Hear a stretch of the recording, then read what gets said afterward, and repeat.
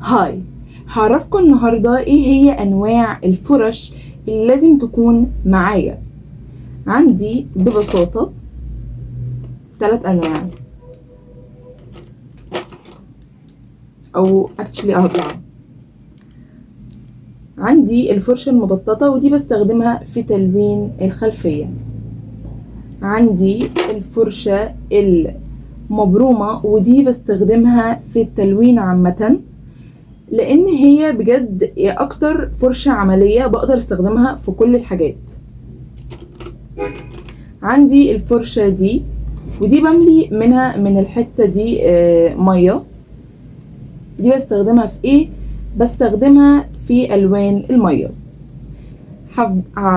اضغط كده ضغطة وتعملي الوان المية بدل ما اجيب كمية كبيرة من المية. واخر نوع وهي دي الصراحة انا استخدمتها في البورتريه عند العين. الصراحة يعني استخدامها فوق الروعة، وانصحكم ان انتوا تستخدموها احسن من المبرومة. احسن يا جماعة من المبرومة في استنى اجيب لك واحدة تانية. احسن من المبرومة في البورتريه.